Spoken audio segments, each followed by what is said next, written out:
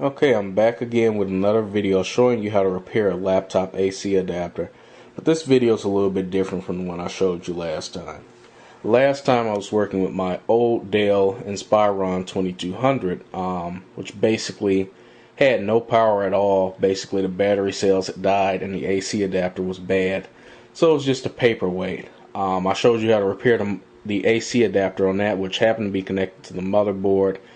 That was a little bit more of a difficult repair because you had a confined space in between different components on the motherboard that you were running into while you were trying to solder. And you actually had to remove all the components of the computer to extract the motherboard, which was a little bit more difficult to do than what we're going to be doing today. Today we're working with my 7-year-old HP ZE2000.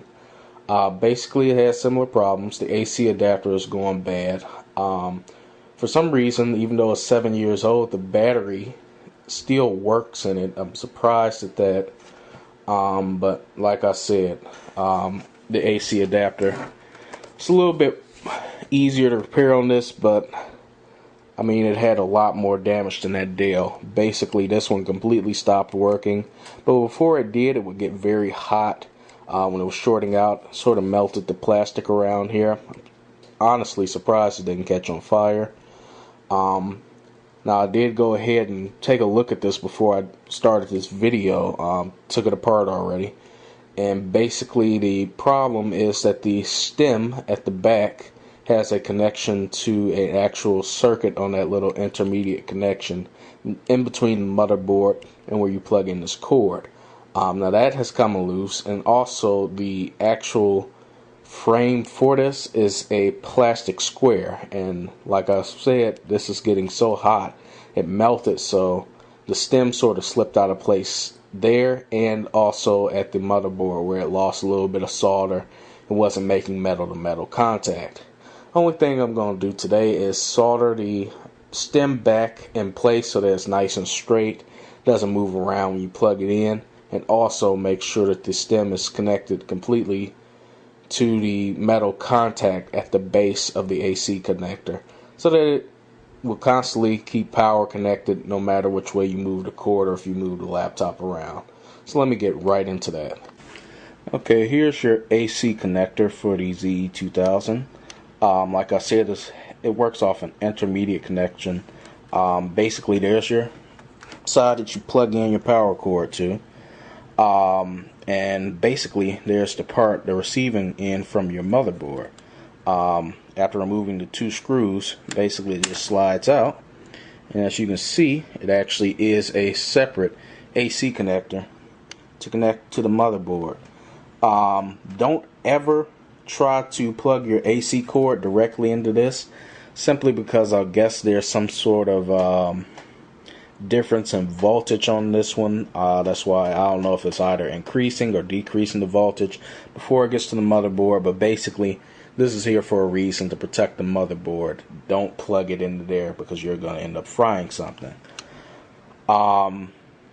Actually, I did have to remove the optical drive and a couple of screws off the top plate to get to the bottom case, because it was holding part of the top case, part of the bottom case down from the top case, I mean.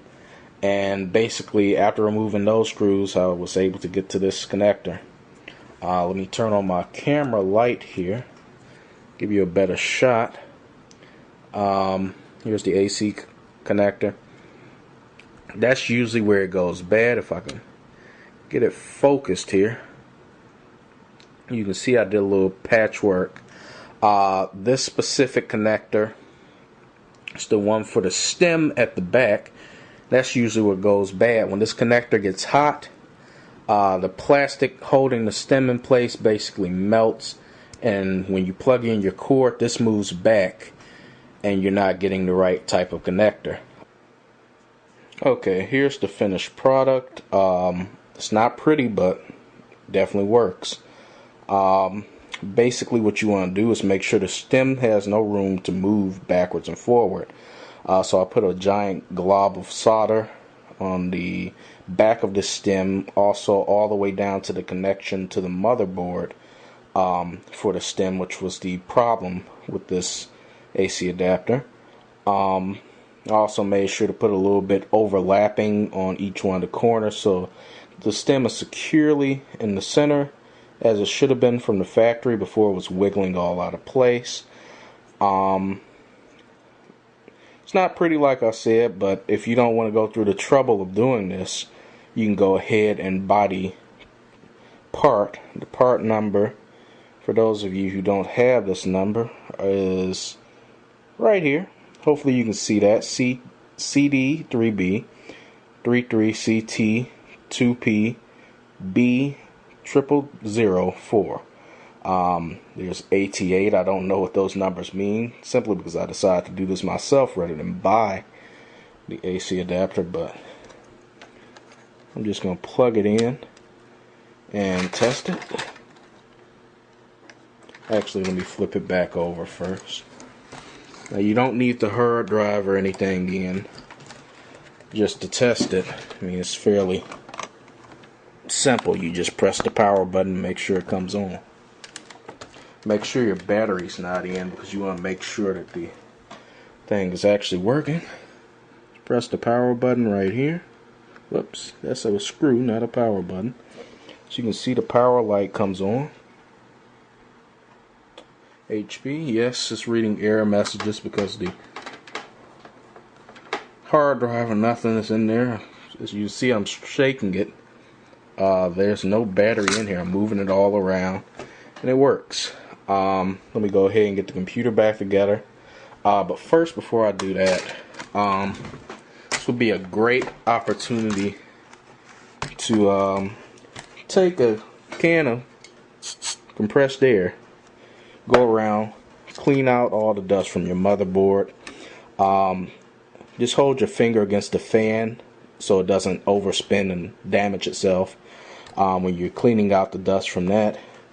Also, it's a good idea to take the heatsink off of the processor and video card.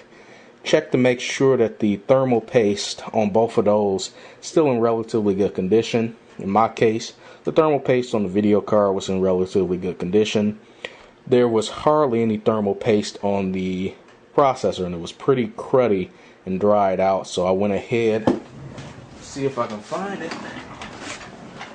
Oops. Got some high performance thermal compound.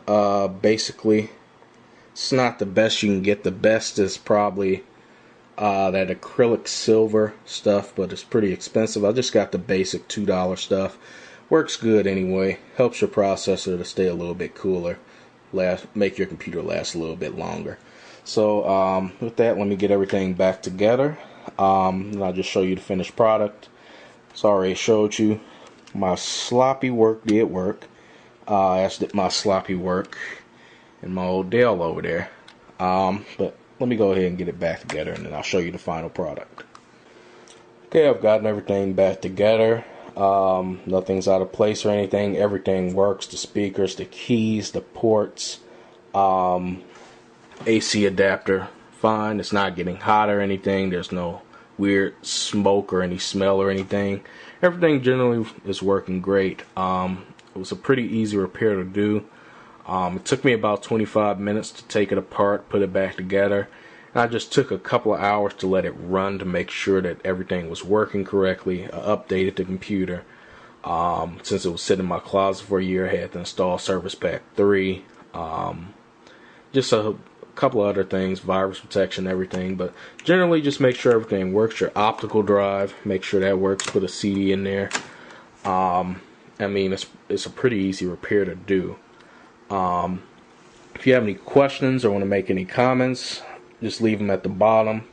If you want to see videos like this and more on my page, you can click the subscribe button to get automatic updates. And if you want to check out some more of my videos, just click on the name and you'll be able to check those out.